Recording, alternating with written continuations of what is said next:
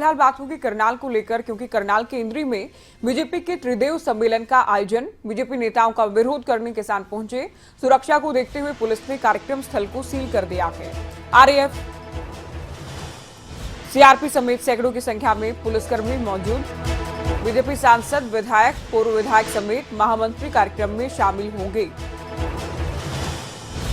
तो बीजेपी की ओर से यह कार्यक्रम किया जाना था, लेकिन कार्यक्रम की जानकारी मिलते ही भनक लगती ही किसान, जो कि अमूमन हरियाणा में इन दिनों लगभग हर एक कार्यक्रम में इस तरह की तस्वीरें सामने आती हैं, ठीक वैसा इंद्री में हुआ है। एक्सक्लूसिव तस्वीरें आप ही देख लीजिए।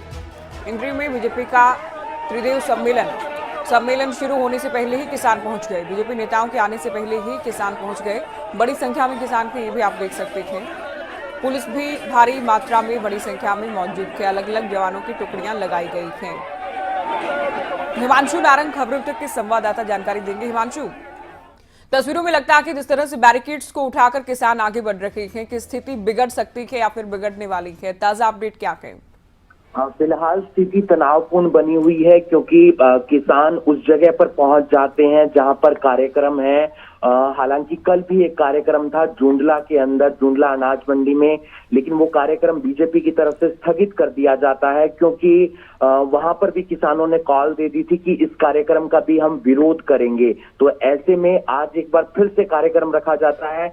इंद्री जो विधानसभा है उसका ये कार्यक्रम था। वहां पर बीजेपी के जो विधायक हैं रामकुमार कश्यप, जिला अध्यक्ष योगेंद्र राणा और उसके अलावा तमाम जो बीजेपी के कार्यकर्ता हैं वो जो कार्यक्रम स्थल है वहां पर पहुंच जाते हैं। लेकिन उससे तकरीबन 200 से 400 मीटर की दूरी पर किसान भी पहुंच जाते हैं और भारी संख्या में वहां पर पुलिस बल तैनात किया जाता है, अतिरिक्त सुरक्षा बल तैनात किया जाता है ताकि स्थिति तनावपूर्ण ना हो। लेकिन जब कार्यक्रम स्थगित नहीं होता है तो किसान वो बैरिकेड तोड़कर आगे बढ़ जाते हैं और फिलहाल वहां पर स्थिति तनावपूर्ण बनी हुई है। कार्यक्रम एक बार बीजेपी की तरफ से रोक दिया गया है और समझाया जा रहा है किसानों को कि वो उस जगह को छोड़ दें। आगे क्या कुछ होगा इसके बारे में हमें इंतजार करना पड़ेगा, लेकिन किसानों ने एक बात साफ कह रखी है कि चाहे बीजेपी का कार्यक्रम हो या जेजेपी का कार्यक्रम हो, उसका विरोध हर हाल में किया जाएगा 3 कृषि कानूनों को लेकर। जो भी आपको याद होगा,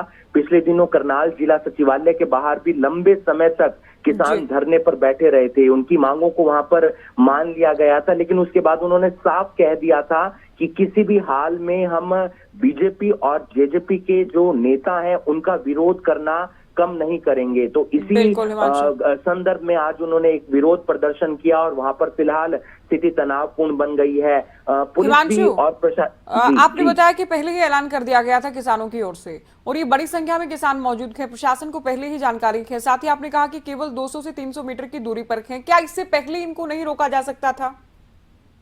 देखिए, पुलिस प्रशासन कोई भी इस बार गलती नहीं करना चाहता है, क्योंकि पिछली बार जब गलती हुई थी तो उसकी जो सजा है वो करनाल वासी भी भुगत रहे थे, सरकार भी भुगत रही थी, प्रशासन भी भुगत रहा था और 3 से 4 दिनों तक जिला सचिवालय के बाहर एक लंबा धरना प्रदर्शन चल जाता है, कामकाज ठप हो जाता है। तो ऐसे में अगर पीछे रोका जाता, वहां पर धक्का मुक्की होती किसान और पुलिस प्रशासन के बीच, वहां पर अगर लाठीचार्ज हो जाता या फिर झड़प हो जाती तो स्थिति बिगड़ सकती थी। इसलिए किसानों को थोड़ा आगे आने दिया और जब किसान आगे आ जाते हैं, दूसरी तरफ बीजेपी का कार्यक्रम शुरू हो जाता है, तो उसके बाद किसान इस बात से नाराज हो जाते हैं कि बीजेपी का कार्यक्रम शुरू कैसे हो गया। और जब कार्यक्रम शुरू होता है तो उसके बाद बैरिकेड्स हटाए जाते हैं और वहां पर धक्का मुक्की होती है पुलिस प्रशासन के बीच और किसानों के बीच और बैरिकेड्स को हटाकर किसान आगे बढ़ जाते हैं। याद होगा जिला सचिवालय के बाहर जब धरना प्रदर्शन हुआ था तो रिजर्व में वहां पर